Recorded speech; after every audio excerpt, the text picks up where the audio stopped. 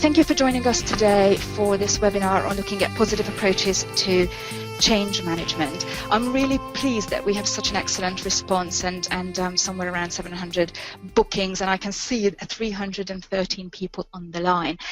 So I appreciate that this topic has resonated with you and it is something that you were interested in finding out more about. And I'm hoping that by the end of this webinar, I will have introduced some ideas around taking a more positive, more strength-based approach to change management. Now, I appreciate that of the 300-odd people who are with us today, many of you are likely to be familiar with some of the things that I'm going to talk about. So I hope that you'll take this as a refresher or a confirmation. And for others, I hope to be able to introduce some new concepts and some new approaches that you might wish to introduce into your management and leadership practice. But why are we talking about change management at all? Now, I would argue that the ability to manage change effectively is now a core skill for any leader or manager. It's not so much about change management itself, it's actually a twin set of capabilities. We are looking at two separate ideas at least. One, being able to lead and manage change, but just as importantly, to be able to cope well when change is happening around you. So the ability to adapt and cope well with change and then continue to perform at a high level during change is just as important for all professionals, but especially managers and leaders. So between them, these twin capabilities of leading change and coping with change are crucially important. And I feel that we've now arrived at a time of life or business where change is happening at such a pace that quite a lot of our knowledge or management understanding, certainly our technical expertise, could be out of date incredibly quickly. So in fact, the crucial skill is around adaptability and being able to learn and move with the times and adapt our own approaches and change ourselves and change our organizations as the world around us changes. Sadly, however, it appears that somewhere between 30 and 70% of all change programs fail, and this is just looking at the formal change projects. So we're not looking at you wanting to introduce some very small scale change in your team. We're looking at stuff that had been peer reviewed. And there is a number of reasons for this, and the literature has come up with quite a lot of different themes. But one that I feel is particularly important is that too many change programs are managed as if they were a hard change, as if they were a project. And what that might mean is that we end up with insufficient planning for the human factor, insufficient context for the people involved. And we might be seeing, as a result of that, a lack of buy-in or lack of engagement. And actually, thank you to those of you who have completed the question that we posed before the webinar around what your key challenge was. And as you appreciate, we had sort of 700 different responses, or certainly several hundred. But there are two key themes around this, and one of which is about making people understand the necessity for change, and the other was around creating buy-in and making sure that people understand that that the change could be good for them, getting them to get engaged, to get involved, to get motivated. And both of those themes are around the soft, the people side of management. Now, some other reasons for program failure is that we just give up too soon. A project is completed too soon. We say, "Oh, great! So we've completed our milestones. We can take our foot off the pedal," and quite often that's linked to the fact that it just gets too hard. And occasionally we give up on changes even before they've come to fruition. And then, of course, there is the pull of homeostasis. So the pull of the wish to return to normal, the pull of wanting to go back to how things were before. Okay, so we've done this change thing, we've been through that project, but surely any minute now, life will return to normal. And many of these drawbacks that mean that changes aren't as successful as we would like them to be. And the real the real risk of that is that if a change project fails, or if it doesn't quite work out the same way that, or the way that you wanted it to work out, the state that you return to, the state that your organization or your team returns to, isn't the same as where you'd started. It's actually somewhere worse quite often, because you are then introducing aspects of change fatigue, people sort of never believing that changes can be successful or useful, and so you end up with more resistance next time you're trying to make changes.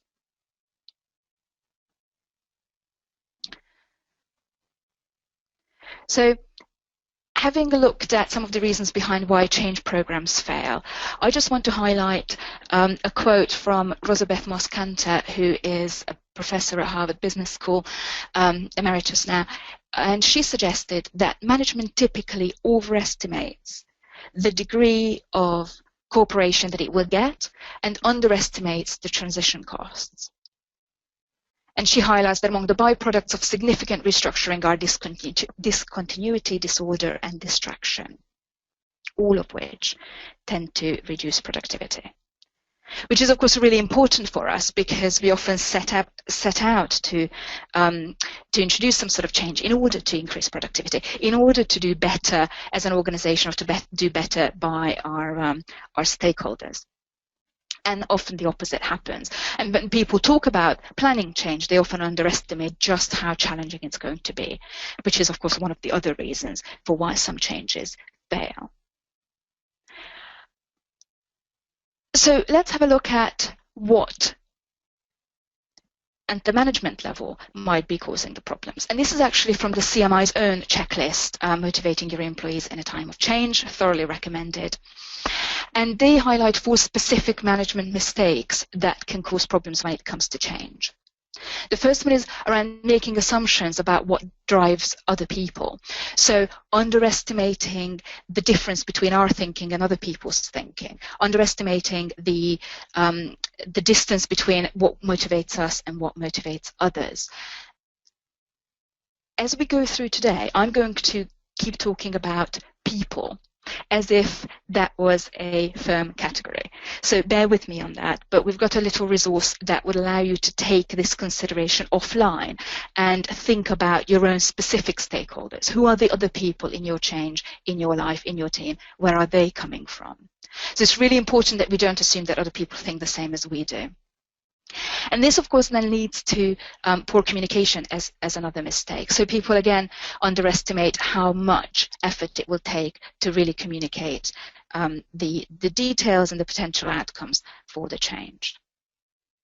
And then a couple of other mistakes are around forcing people into things that you think will be good for them rather than allowing people to self-determine. One of the big things that creates resistance is making people feel like change is being done to them rather than it is something that they are a part of. And crucially, forgetting about the need for inspiration and excitement in the workplace. Now, if we are going to turn this on its head and think that these are some of the core mistakes and these are some of the activities or behaviors to avoid, then on the flip side of that, we see some behaviors which are crucially important and which will then help you to build a good approach to change and bring people along with you. And some of the stuff that I want to share with you comes from a field called positive organizational scholarship. And it was effectively invented as an academic discipline at the University of Michigan Business School by a number of people, including Professor Kim Cameron. And what's fascinating to me about POS is that Cameron actually came to this because his area of research was downsizing. And one of the things that he noticed was that there were organizations which went through significant negative change, such as downsizing, and exhibited all of the negative outcomes that we would expect. So they were seeing that drop in productivity that we just talked about. They were seeing disengagement. They were seeing people feeling demotivated. But what Cameron noticed was that there were also a number of organizations which responded very differently. And they responded to these very challenging changes positively. And they ended up thriving. They ended up with with compassionate workforce, they ended up with increased productivity, they actually ended up with more buy-in. And what Cameron and his colleagues have found was that there were some core themes around this positive leadership piece that allowed organizations to thrive, including in very challenging changes. And I know from the challenges that you have shared with us in your booking form that a couple of you are looking at significant downsizing and restructuring and a lot less resource than what you and your teams might have gotten used to. If you're in that boat, or if you're an HR professional interested in this, particularly in terms of a unionized environment, I would really recommend you read Kim Cameron's book, Making the Impossible Possible, which is, of all things, about the decommissioning of a nuclear plant. But it is a fascinating read of how something as challenging as essentially getting people to work to put themselves out of a job can still be done, and everyone can feel engaged at the end of this. And the 4 core themes were a positive climate, a climate in which people were kind to each other, were respectful, there was an element of trust, a lack of blame, positive connections, so good relationships, openness, again being just kind to each other. Positive communication, so talking about what works, what we want, what our aspirations are, what the positive outcomes are that we're looking for. And positive calling orientation, which is about meaning and purpose and helping people understand the bigger picture and who it is that they will be able to serve by going through this change. So those 4 aspects are the big picture, and they manifest at organizational level. But the good news for us is that the empirical research in positive organizational scholarship shows that being able to thrive following a challenging change is actually not about structural things. It's not about money. It's not about how great your change consultant is. It is actually about leadership behavior, and leadership behavior that costs nothing, that we can all have control over. So some of these aspects, obviously we only have sort of less than an hour today, but some of these aspects will crop up as we talk about change. So if I may ask you to just reflect and take a moment to recall a particular change process that you were involved with, and really reflect on how it went and what it felt like, but also what you learned from it. So what is your most recent experience of change, and how did that go? I'm not promising that we're going to be able to read through all of your comments, but if you want to share them in the question box, please do so. So let's have a look at some of the basics of change management. Our previous and sort of old change management theories often suggested that there's essentially 2 types of change, and much of what we talk about in terms of sort of long-standing change management applies to something referred to as discontinuous change. So discontinuous change is something that happens during a period of disequilibrium, and it involves a break in the past. So as you see, the sort of fairly flat line is normal real life, and then a change happens, and it's for a set period of time, and it then has an end and things go back to normal. And continuous change is a change which is evolving and incremental. So it is something that happens in smaller bouts, but happens fairly constantly. And it used to be that, some of the literature actually suggested that radical transformational change becomes necessary, it becomes triggered when managers fail to create continuously adaptive organizations.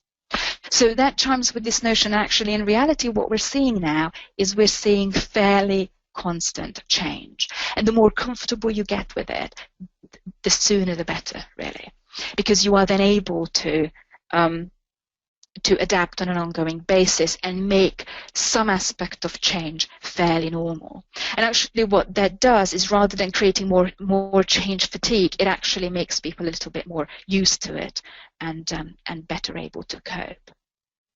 But we can't underestimate just how difficult it is to get used to change for people, to go through change for people. And I know that many of you will have seen this, but it's a really important aspect to put forward. that Kubler-Ross suggested that when people go through a change process, even when they've chosen the change, so even if you quit your job and find another one and start a new role or move house, people go through something that is very closely related to feelings of grief. And they go through this curve of really plummeting emotional states before they're able to come out the other side feeling much better. So there's just two things that I would like to highlight here.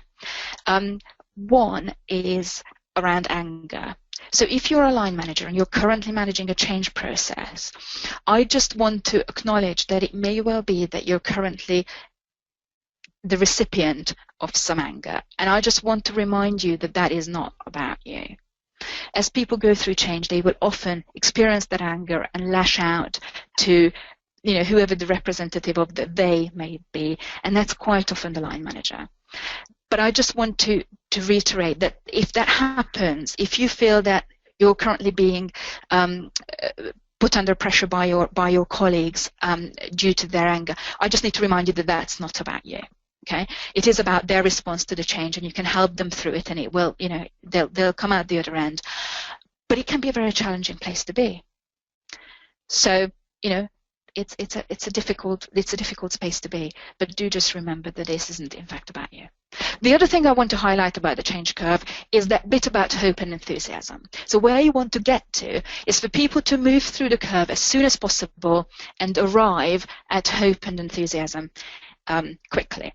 And one of the ways in which you can do that is by tapping into some of these positive aspects, tapping into some of these strengths that we are talking about today.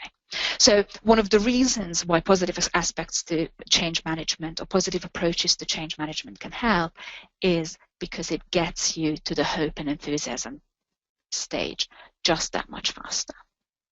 Even amongst the mistakes, one of the crucial ones is not understanding where other people are coming from.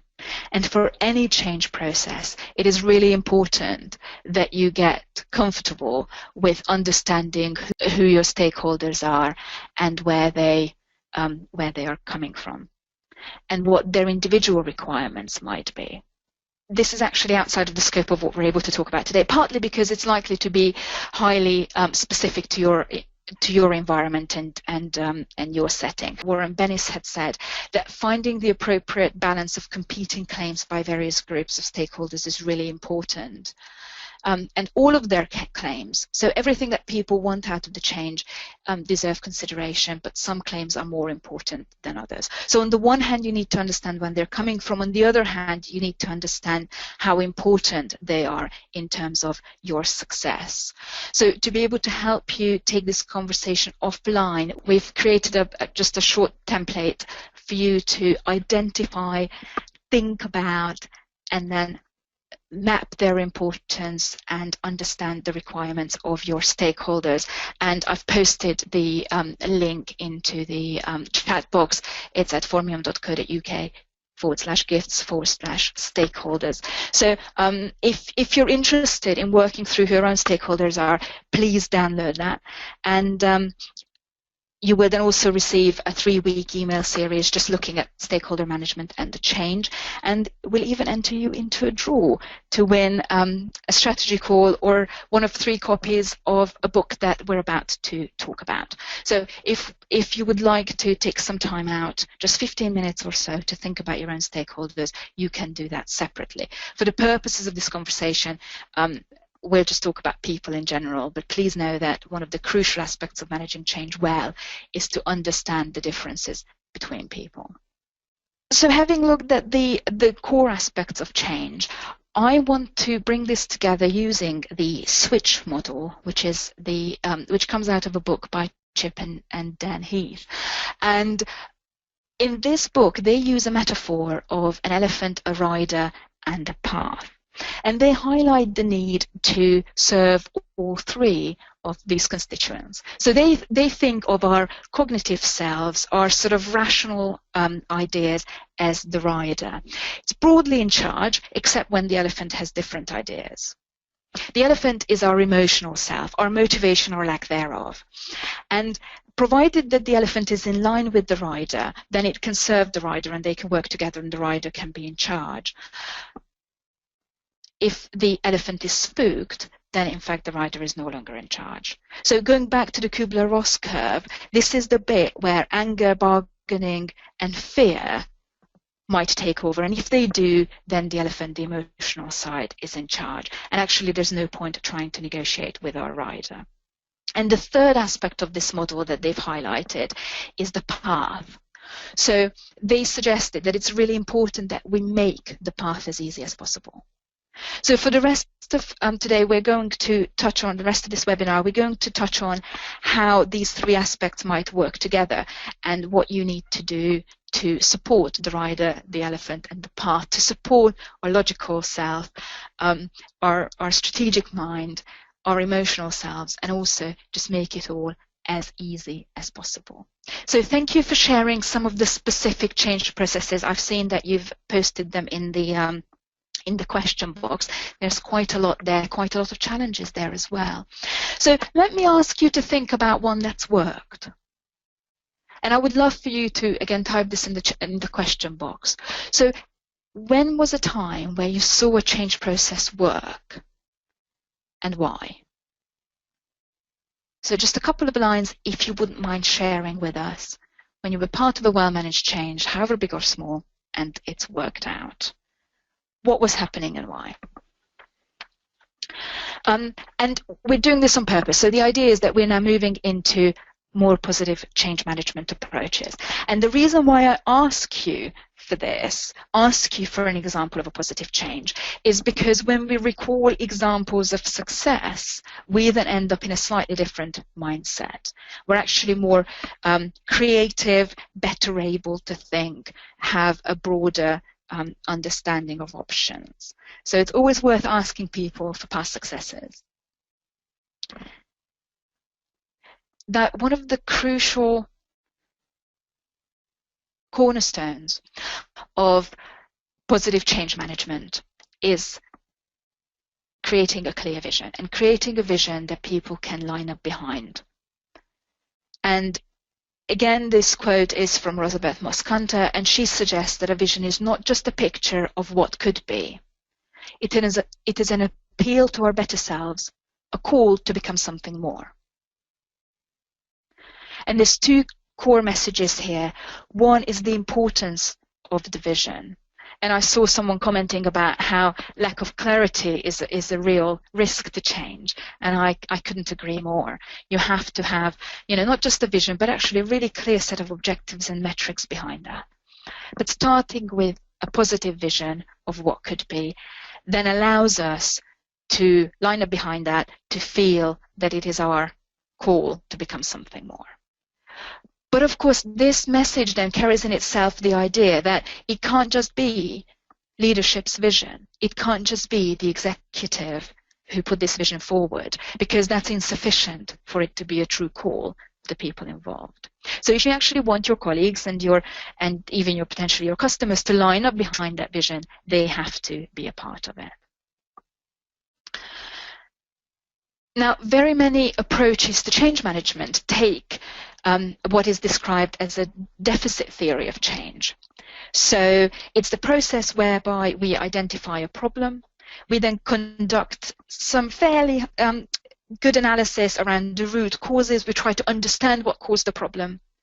And then we think about the possibilities. We create some analysis around some of the options, and then for fixing that problem, and then create action plans from that.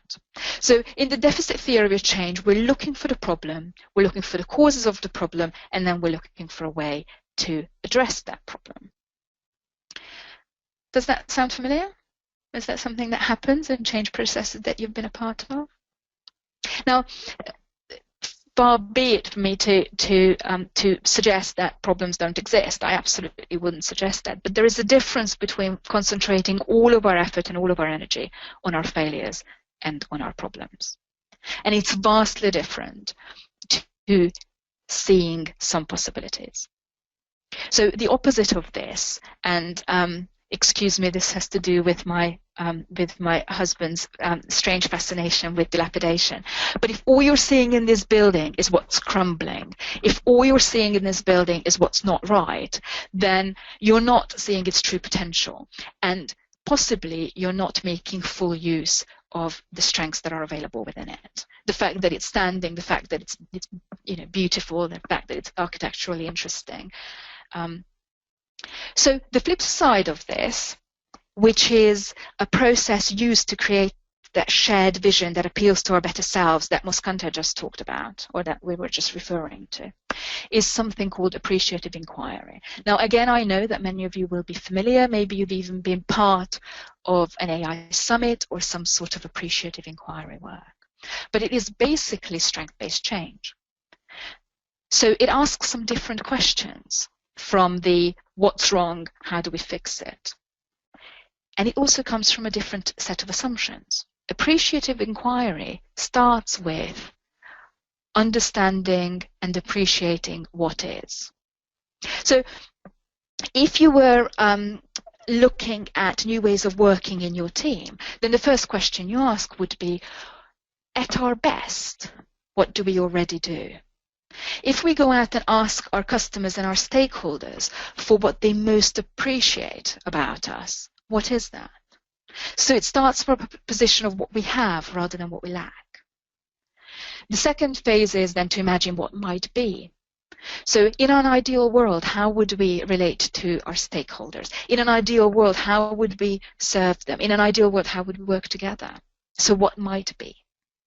Then the design phase is next, where it sort of pins down what should be. So this is how we will work. In the future, our team will function like this. Whether that's a structural or it's behavioral, this is how we shall be. And then put it into practice, create.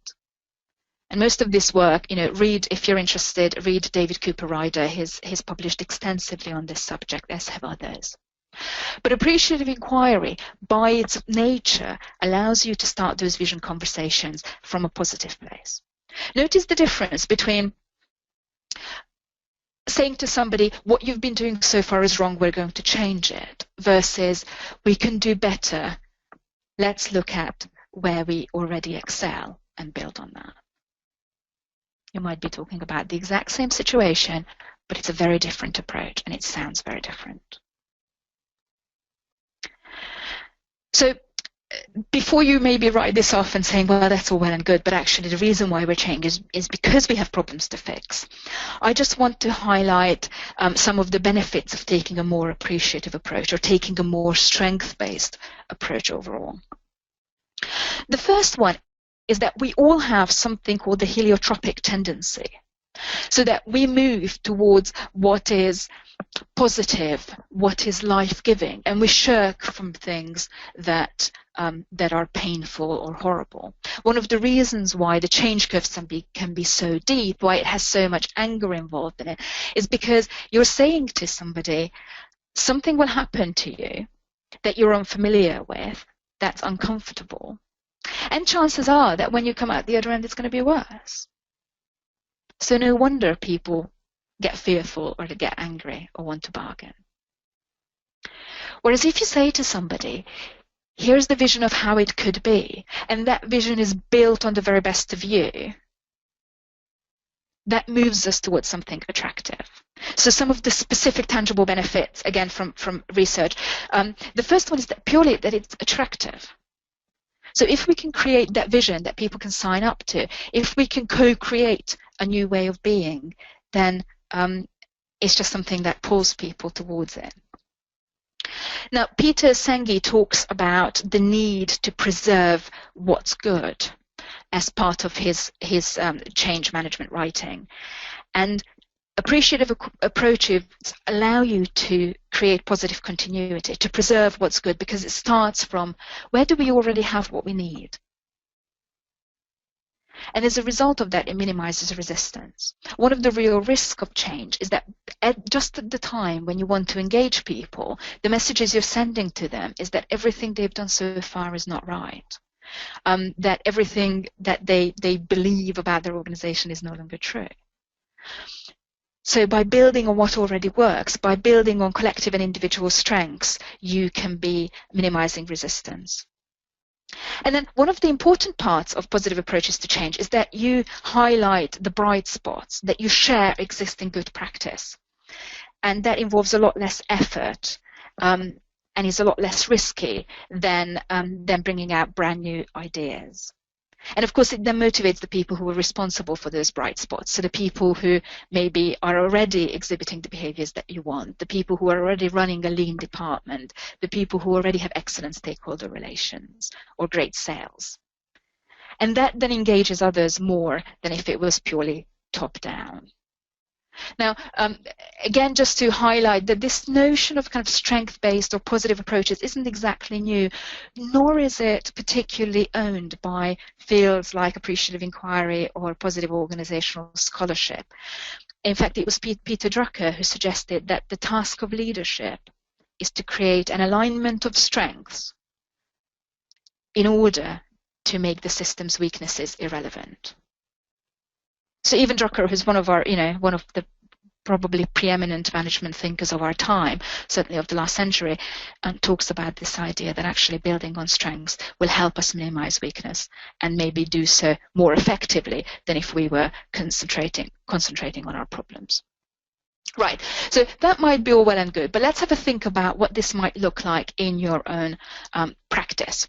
So one of the crucial aspects of positive change is that you need to bring people along. It can't be imposed by just the people responsible for the change.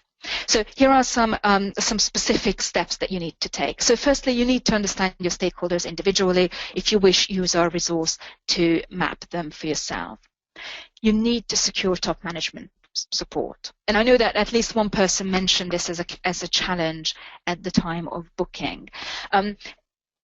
People in an organization need to see that top management are leading that change, or at least are bought into it. Your challenge might be to think about how you can present the benefits of that change, or how you can help your top management team co-create that vision so that that vision suits them, so that they have genuine enthusiasm for it.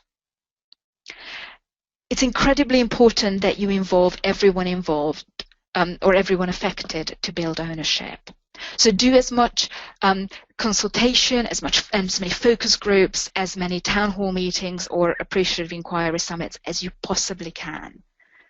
And linking to our previous point, build pockets of support or pilot schemes. So find the areas of the business who are closest to where you need to be and get them to create a model for others, so that it becomes something that we can own rather than something that's being imposed upon us from the outside. Talk about continuity. So talk about what's changing. And again, if you started the conversation from strength, this is easier because you're saying we've already identified some great practice here.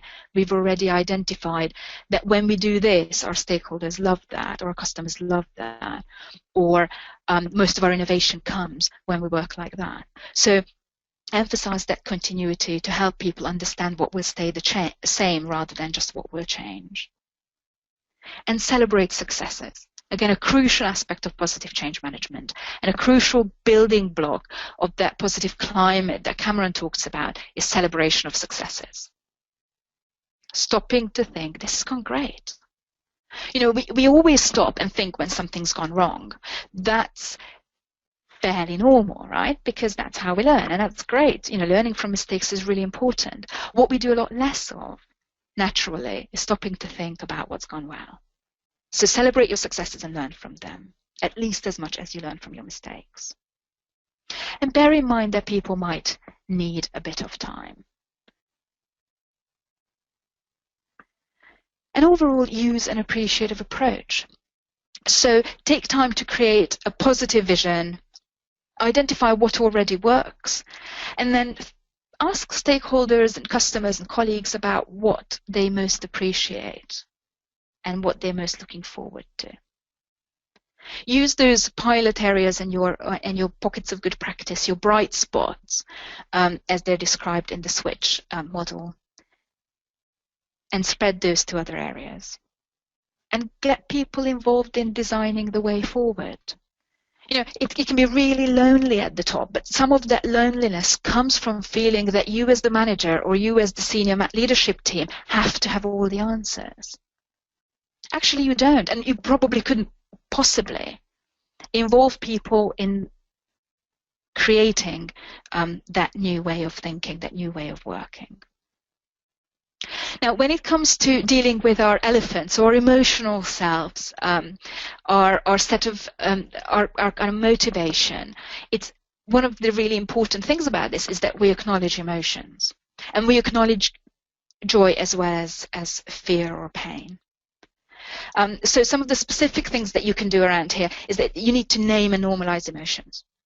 So there is a mechanism that moves emotion from the purely emotional into the more manageable, more cognitive, and that's simply putting a label on what we're feeling. So if you say to somebody who might be affected by the change, if you say to somebody, it sounds like you're really frustrated by this, and they can say, yes, that's what it is, I'm frustrated. Or they might say, no, actually, I'm worried or I'm sad. Just the action of putting a label on it moves it from being purely emotional, so living in the domain of the elephant, to being a bit more rational, something to be considered, to moving it into the domain of the rider. And that allows us to have a better handle on our emotions. So encourage people to express how they feel. Provide support. You may well have an employee assistance program or occupational health or something like that could support your employees. And crucially, in order to be able to acknowledge and manage emotion well, acknowledge the need for people to have control. One of the scariest things about change is that we simply feel out of control. So one of the things that you can do is to help people feel more in control by involving them in decisions early on. Someone just asked the question about how millennials fit in with this. And it's a really good one, because millennials actually have a higher level of need for control and need for self-determination than maybe the rest of us are used to. So some of these aspects, and they're actually often, again, we're talking about vastly broad generalizations, are more willing to acknowledge emotion. So this bit here around acknowledging emotions and around allowing people to have control over a part of that process will work really well for a younger workforce. They're much less willing to just take things at face value, want to be involved at a higher level much earlier on. So this sort of approach would be great for millennials. And the final point around the emotion is that you need to motivate people by communicating positive expectations. So not just positive vision, which is just as important, but also your trust that you will be able to deliver this change, your belief that your people will be able to come along with you, your hopes that you will come out of this as a successful and cohesive team or organization. So communicate your positive expectations. And then the last part of this triad, as it were, is around making it as easy as possible. So we're now touching on the path aspect of the switch model slightly. What you want to do is to make doing the right thing as easy as possible for people. So just to help you make sense of this, what I mean by this is things like cycle paths. So cycle paths are a structure that enables cyclists to be safer without relying on either the cyclist or the driver to do better, right? So we're not taxing the cyclist or the driver. We're not asking them to be more careful. We're not needing to develop skills in them. We're actually just putting a practice in place that separates them. And by that separation, it makes it easier for everyone to do the right thing. Or another example might be ATM machines. I don't know whether any of you remember this, but ATM machines used to give you your cash before your card. And what would happen is that people would leave their card behind. Now, the ATM will no longer give you your cash until you've taken your card back. So it's a system step that makes it impossible for you to do the wrong thing. So what are the sort of things what are the sort of things that you could put into practice that will really encourage people to kind of embody that change? And one of the ways of doing that would be to create some really clear rules for behaviors. So you might be scripting responses. You might be doing things like, if this happens, then this is how we'll respond. It might be checklists. It might be how a particular piece of software works, or the questions that it might ask of you. Or it might be the way in which you run a particular process. So have a think about whether there are kind of practical things that you could do, or infrastructure things almost, that you could do that will help people do the right thing without having to think about it too much. So, I think the ATM example is an excellent one. Are there ways that you could encourage people to do the right thing without relying on them having to remember to do this? And then my last point to you is around communication. It's crucially important and vastly underestimated, and again picked up by the CMI checklist as one of the problems: poor communication. You need to tell people what's in it for them. You need to talk to people about the benefits of the change for them, and it has to be in their language. It has to be supporting their understanding of the world. It has to acknowledge and address their underlying concerns. And again, if you've involved people in creating their vision for the change, this will be much easier. And then remember to repeat the message and use different media, different words, and different perspectives to reach everybody.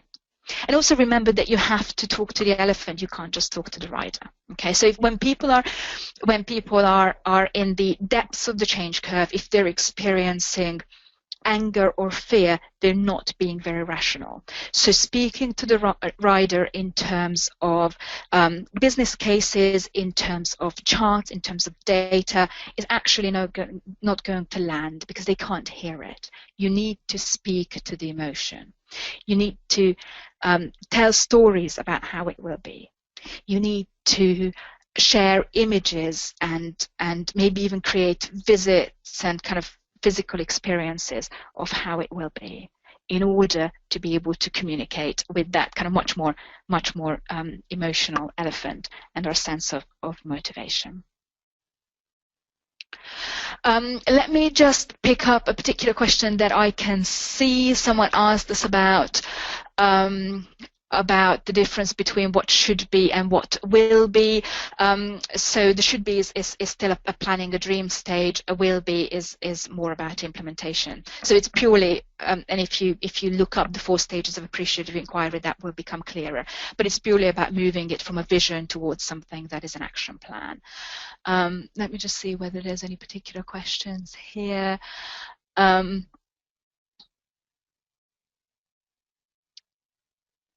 Right, some really, really challenging stories from the public sector. I completely appreciate that. Yeah. Some really good examples. Thank you very much for sharing those. And there's some examples about, just really good listening and closeness of the relationship and employee engagement as the good practice example. So thank you for sharing those. So as we come to the end of our time together, I would like you to think about the next time that you need to make a change, however big or small. Is there a way for you to introduce some aspects of a more positive approach to this? Or just to bear in mind some of the messages that are carried in positive organisational scholarship or appreciative inquiry. And again, I would love to have some comments in the question box. Is there anything that stood out to you from this? What are you taking away? What's your aha moment? Or was there one? And what will you do? Is there a particular action that you might take as a result of this, no matter how big or small? I would love for you to go up to a colleague and thank them for something that they do well, or to ask a customer about what they already love about what you do, rather than just ask them what's wrong. So if there's anything that you would like to take away, please do share that with us. And just as a reminder, we do have this resource for you. So if you would like to pick up a stakeholder template, you can do that at formium.co.uk gifts and stakeholders. And we'll even throw in a prize draw. And one of the things that you could win is one of the copies of the Switch book by the Heath brothers. Excellent. Thank you so much for sharing. So we've got some ideas about the nudge aspect of helping people align themselves with the change. Excellent. So someone was talking about this is supporting their studies, continuous change being a necessity, something that you're taking away. Thank you ever so much for sharing with me. We will aim to pick up questions realistically, I think, outside of the webinar, and you can always get hold of me if you need to for any additional questions. Thank you.